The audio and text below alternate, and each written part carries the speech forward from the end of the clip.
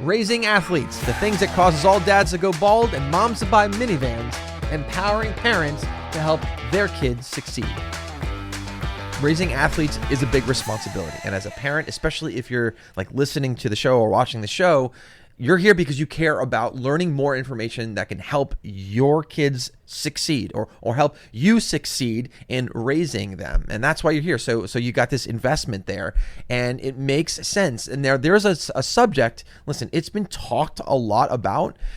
People within this particular subject have very strong opinions, and that has to do with coaches, paid coaches versus what publicly has been labeled daddy coaches. And it's really one or the other. And people that sit on either side of the aisle are crazy, passionate, stubborn, even heated when it comes to their perspectives on what's more important. And so this is today's topic, is the dad coach versus the paid coach. What are the pros? What are the cons? We're going to cover this. So I'm going to first sort of like just outline what are these public perceptions, the pros and the cons of both. We're going to get a little bit into my opinion here, but ultimately what I'm trying to achieve is to bring everyone to a healthier place when they have a better understanding based on armed with facts, so that it leads them to a place of making a great decision of what's best for their kids. So the dad coach versus the paid coach. And so let's get first into outlining the pros and the cons of both. Now, the dad coach, some of the perceptions, stereotypes as it relates to this label of now the dad coach, some of the negative perceptions that includes favoritism, lack maybe of experience, too emotionally invested, resisting modern methods. Some of the positive perceptions includes being deeply invested in the kids, they're community driven, they're flexible, they're understanding. Some of the negative perceptions of paid coaches is that they are money driven, less personal connections, maybe overly competitive, they lack loyalty. Some of the positive perceptions of a paid coach include, being highly experienced, or they could have some level of expertise. Maybe they've got some recruitment and exposure experience that they can lean on. They're structured, maybe disciplined, maybe a little bit less biased. These are some of the common perceptions as it relates to these different two things. It was so interesting about this is new. This is a new sort of philosophy, a new sort of approach to picking a coach that did not exist 25 years ago. I remember when I was a teenager and I was playing travel sports, there was no label of paid coach that, at least if the coaches were paid, it wasn't something that was talked about, and it wasn't talked about in a positive or negative way that led people to thinking, oh man, you got a daddy coach, oh that's bad or that's better. That definitely was not a common discussion at all. But what happened is travel sports became a business, and that business resulted in much more sort of like a study, paying close attention to details as far as from the perspective of a parent. And then it also became competitive as a business to what are some things that we can leverage as an asset publicly and promote and advertise and say, hey, this is an advantage of using us. Here's a great asset. We have paid coaches, right? And then over time, we've developed these public perceptions based on whether or not you have a dad coach or whether or not you have a paid coach. And so that's this like overly talked about. I know it's like, you might be thinking like, oh my gosh, we've already had this discussion. I've seen the posts and the crazy threads within online groups. I'm done with this conversation. It's important though. We need to actually have a conversation that allows us to get to a conclusion that's healthier for us to make a decision for our kids. What's happening right now, I don't think parents are armed with information that's leading them to the best decision for their kids.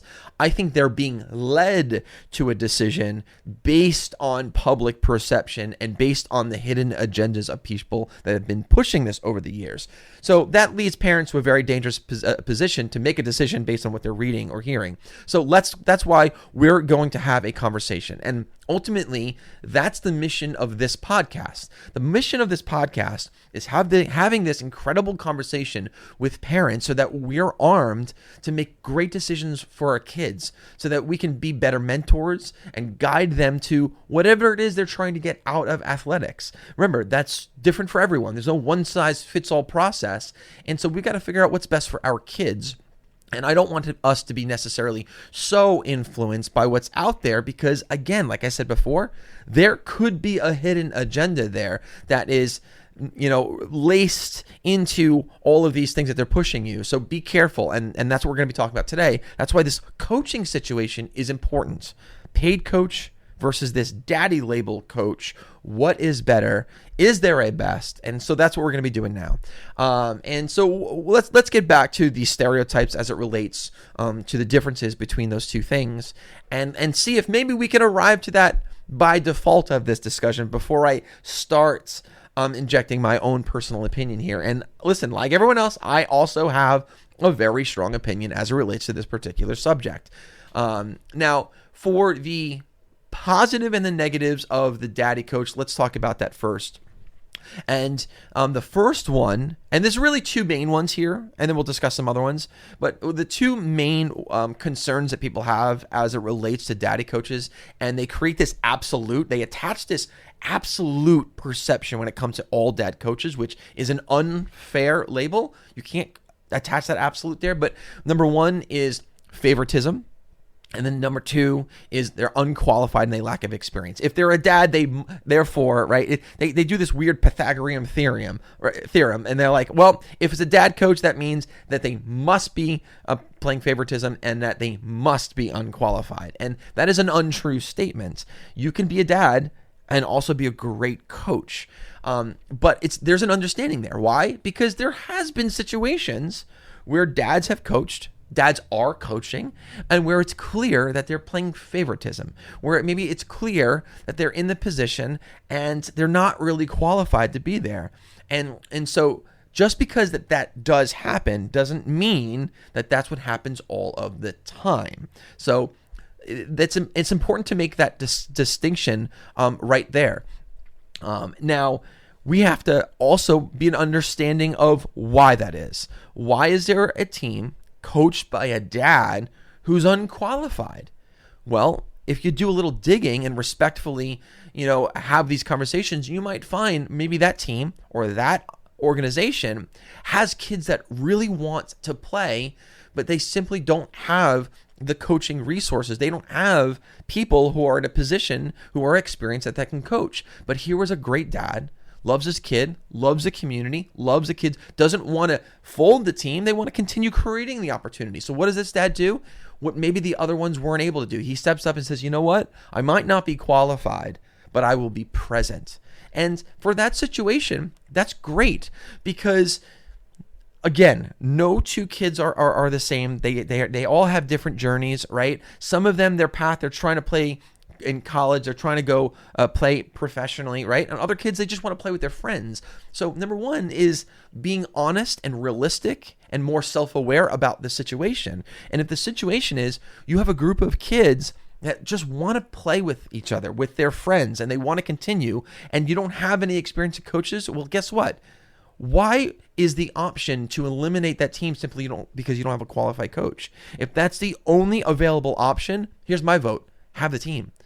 Schedule games. Let the kids play because there's more to learning for them in that experience than just winning.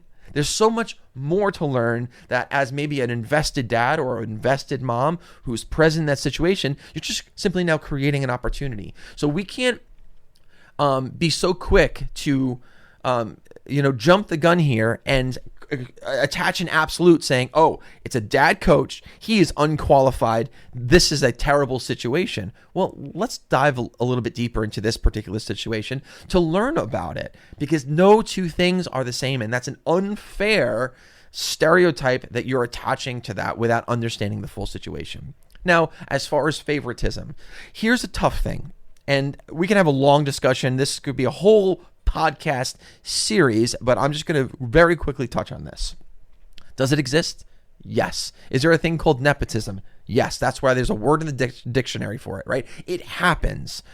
However, there is a situation where a coach who could be a dad is playing their child in a position or maybe in a certain place in the batting order because they deserve it. Isn't it possible that maybe that child is just really good and deserving of it? Is that favoritism?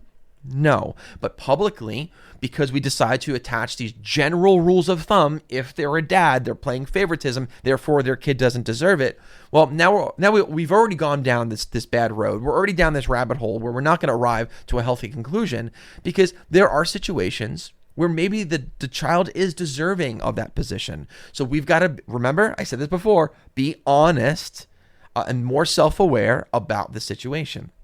Now, it also is possible that there are dads who do play favorites. And so I'm not saying that this is a perfect world. We are imperfect beings, and it's unfair to project perfection in these situations. So it's going to happen. And myself, listen, I'm not a perfect individual. I've not made the correct decision every single time in my entire life. I sometimes make the incorrect decision. But here's what I think is really healthy for now those of you guys who maybe are dad coaches and are parents in these situations. How about this? You have to also now be approachable, because you are dealing with a delicate situation where you're coaching your own kids. You have to be aware that, listen, there are public perceptions that are going to be attached to this particular situation, and you have to be sensitive to it. Now, sometimes you might make a mistake as it relates to decisions for the team, and that might even include your children. You know what's great? Be approachable. Make sure there's a fluid conversation that all the athletes on that team knows that they can be comfortable and confident having with you. Make sure there's a fluid conversation that the parents on the team know that they can be comfortable and confident having with you. You have transparency, then you have a much better, healthier path of success as a coach in the situation where you're a dad coaching a team that has your kids. So you're probably already sensing some of my opinions on the matter, because there are some wonderful positives as it relates for having your child on a team where the coach has their child as well. And I'm going to now bring my personal situation into it. Now, I'm an experienced coach. I've been coaching for over 20 years. I'm experienced in this world of athletics. I'm the executive director of an athletic association. I played at a very high level. I was a full scholarship Division I baseball player. So I've got the chops, the expertise, the background. I've played myself. I've coached. I've got the chops to back it up. But I'm also a dad. So because I'm a dad that has a child on my team, does that make me unqualified? Of course not. So that's why we have to now find out what really is the best interest of our kids. Now, here's the advantage of having the best of both worlds. What if the coach is like myself? You've got experience both coaching and playing, but you happen to have a child on the team.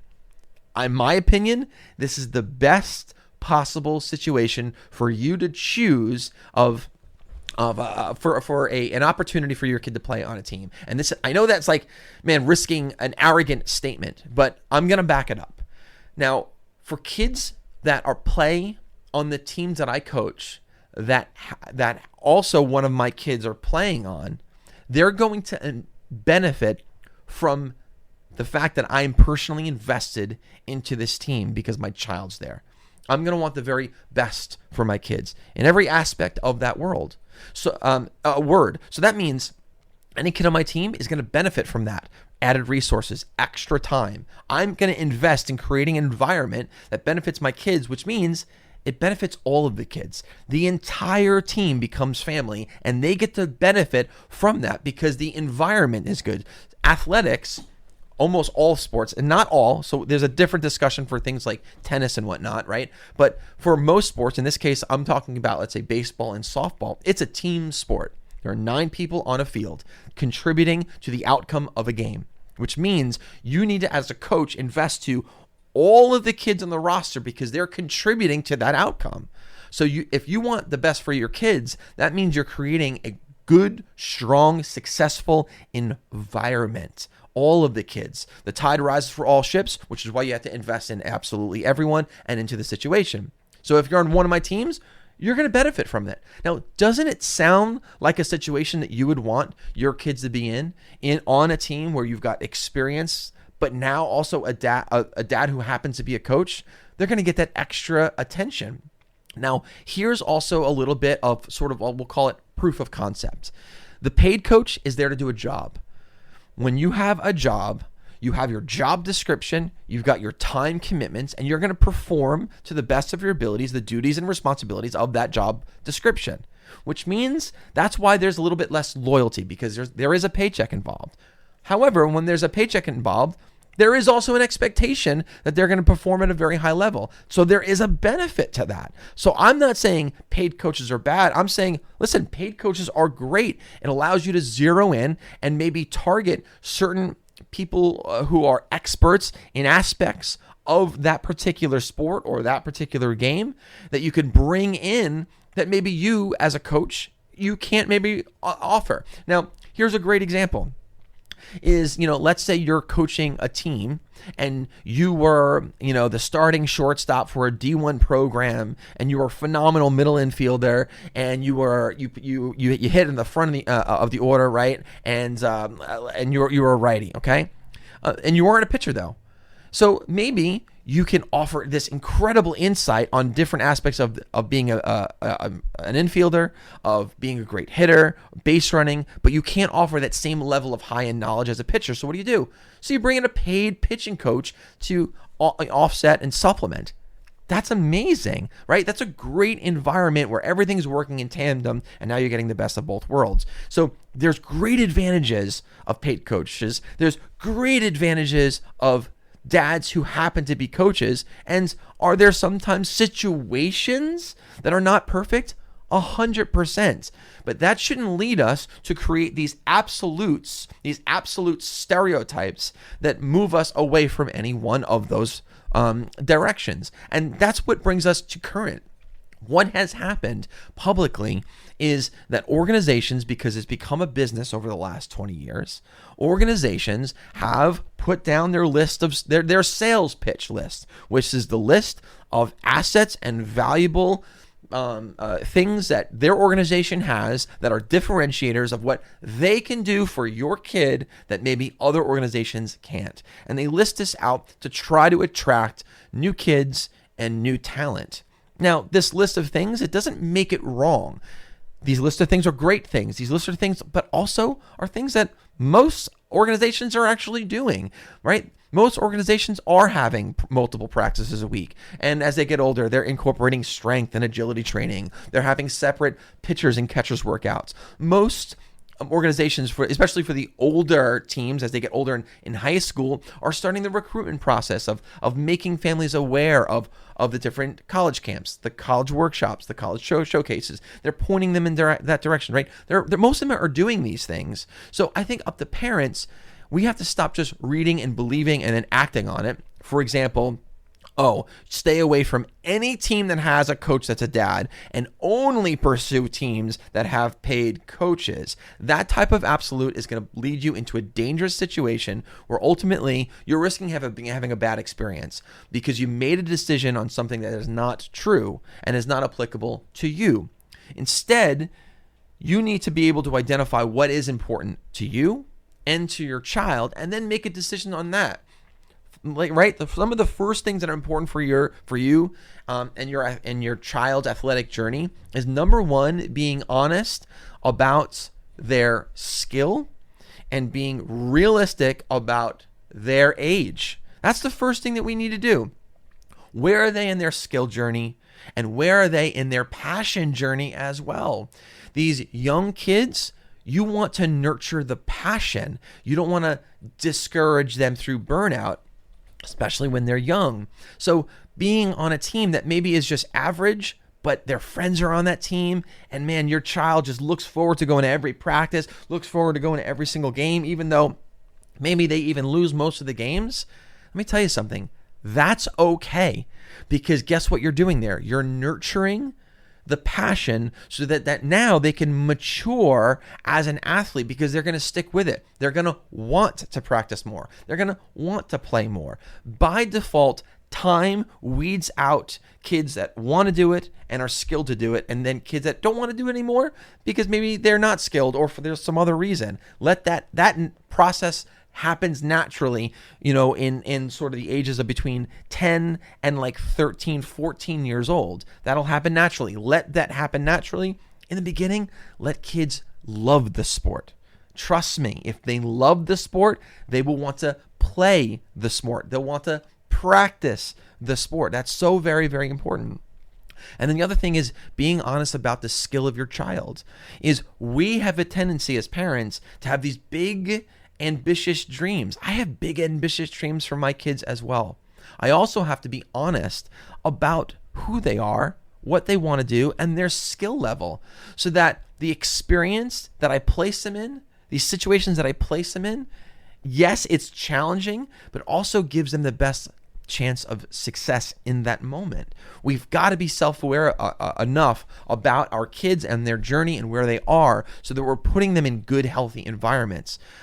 Because I can tell you, and we'll deal with this in future episodes. I know a lot of friends of mine growing up, they were phenomenal ball players, but they quit early because of burnout. They quit early because of the expectations that was placed on them, and they just didn't want to do it anymore. And they quit before maybe they even reached their full potential. And you know what? That breaks my heart, and that's sad. And that's why we have to have this discussion. And the topic of paid coach versus dad coach is an important one, because it's all connected. As a parent, should you be learning whether or not the team that your child is on, the travel team that they're on, is a paid coach versus a dad coach? Yeah, 100%. But you shouldn't just be making a decision on whether or not they are a paid coach or whether or not they're a dad coach. The questions should not stop there, because you didn't discover anything of importance yet. You need to continue asking the questions and observations, and give your kid a chance. Give the coach a chance. See them in their environment. Are they caring about my kid? Are they investing into my child? Are they uplifting them? Are they mentoring them as an individual? Are they giving them and instilling them confidence? We just talk about the physical aspect of sports, and we don't at all value the mental and the mental aspect of mental training and psychological training, and then also psychological damages that sports and how we approach it as parents and coaches has on kids.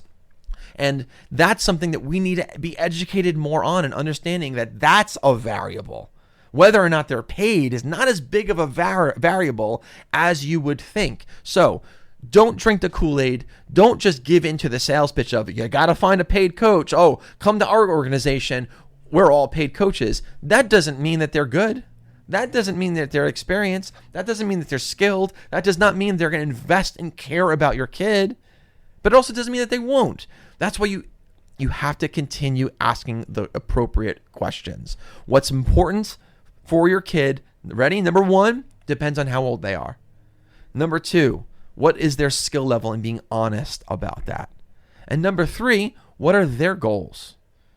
And now you start developing a plan around those three things and trying to find a great environment for your child based on that, not based on whether or not the coach is paid or whether or not the coach has a kid on the team. It's the other factors that are really the difference makers. I'm going to end with this, with one more story. And I have a lot of them as it relates to this particular situation, but I got one that just popped in my head that I want to share. I have one person, a dad that I know, who has a daughter that plays softball. And he made a decision solely on the fact that the team that the daughter is on is coached by people who are paid and have zero kids. It was more important for this individual for their child to be on a team where the coach had zero kids on the team. And even though they liked me as an individual, they saw that we had great results with our team, it didn't matter, because they were informed of this stereotype to avoid teams. Don't let your daughter play on a team where the coach also has a kid. And so they played on two different teams. A year later, that family is now with us. That child is playing on my team. And why? Because the experience that they expected based on that decision did not match what they were promised. And they realized that ultimately that's not the right question that they should have been asking. That was not the right differentiator when determining what was best for their kids, because having a paid coach did not result in having a better experience at all. Now, being on one of my teams, they are having a better experience. They're realizing the investment in the child and the mentorship and everything else that comes along with it. It really does matter. So let's boil it down and let's sort of end this discussion today, because we can, all of us, I know all of us can talk about this for a long time, and I know I am going to get a lot of heat, and I know once this episode goes live, I have no doubt my phone is going to blow up from organizations that are going to feel like maybe I was too critical of the fact that they lean on paid coach, which, by the way, the organization that I'm a part of, we have teams with paid coaches. I'll be honest, I'm not a paid coach because I am not doing this as a job. I'm doing this because it's for my children, and I care so much about them. I care so much about the kids that are on their team, and just creating a positive environment where they all have an opportunity to grow. We expect excellence, but we can also have those other things in there. So let's wrap it up. Let's put a little bow on this in conclusion. Dad coach versus paid coach. Number one, I think we have to do away with the label of dad coach because it has a negative connotation, because it's been branded as if it's dad coach, it is bad. Absolutes don't exist in this particular world. We need to eliminate that. And we also, I don't think, should just be talking in a negative light about teams that have paid coaches, because just like there are experiences that could be maybe negative and bad and not up to par with a dad coach, same thing applies to paid coaches. They might be bad sometimes and insensitive and not fully invested, and they do the bare minimum. But guess what? There could be paid coaches that are amazing, and they happen to be paid, and they happen to also just love your kids, and they're fully invested. Listen, that happens as well, which is why for me, we need to eliminate that as the primary deciding factor whether or not to pursue an organization or to join a team.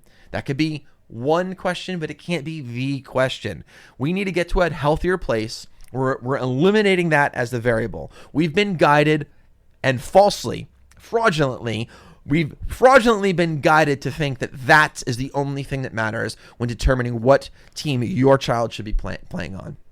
Let that just be part of the conversation and guide you to the best questions that you should be asking, what has to do with finding out what's the best environment for your kids. Parents, remember, it's different for everyone. There's no one size fits all. Also, when they're younger, it's different. When they're older, it's different. We have to understand what that journey looks like. So if you're going to ask me, if this was a parent pulling me aside and asking me for specific advice, this would be the advice I would give to a kid who's maybe 9, 10, 11 years old playing travel sports. Here's my advice. Pick a team where your child has friends on and they want to go every single day, where the coach is uplifting. I would never talk about if they're their dad, if they're paid. That's irrelevant to me. It does not matter. Does the kid want to play? Are they looking forward to playing? Is it a healthy environment? Because when you're young, what supplements the team is your private instruction and your disciplined training on your own. When they're young, nurture the passion. Now, when they start getting a little bit older, they're 12, 13, 14, this is the critical age of accountability and decisions. Most kids quit between 12 and 14. This is where the cream rises to the top and there's lots of separation that goes on. Let it happen. At the next stage, we have to be okay with our kids saying that they don't want to play. That's a hard thing as a parent. And I'm not saying they quit everything. Definitely always need to be active and immersed in learning.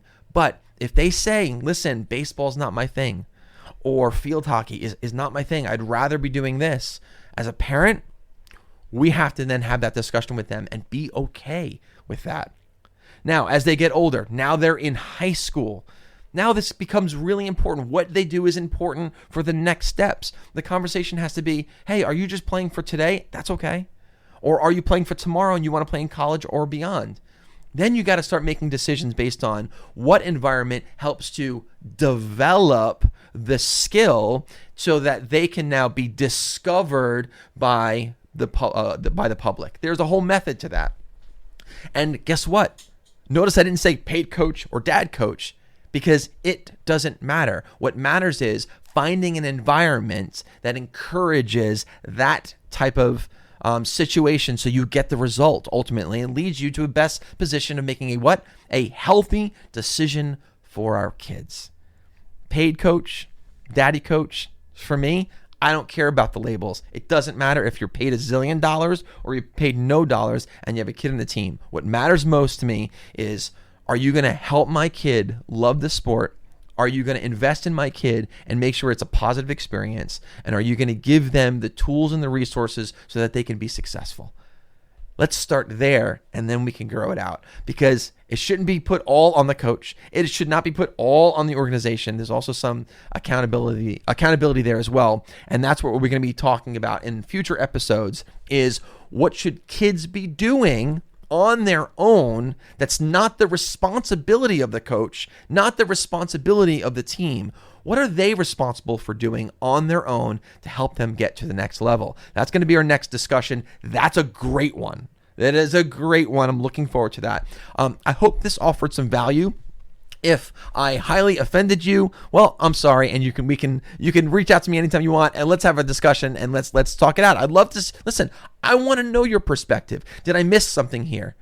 Right? Maybe you have a really great argument to defend your situation. Reach out. Let's have that discussion. I love learning. I love really having new perspectives offered to me. And listen, I don't know everything. I do know something. But I think the best thing is that we all should be growing together. Contribute to this community. I want to hear from you guys. Share it with someone else, because guess what? The tide rises for all ships. The more we help everyone, the more we help everyone. Okay?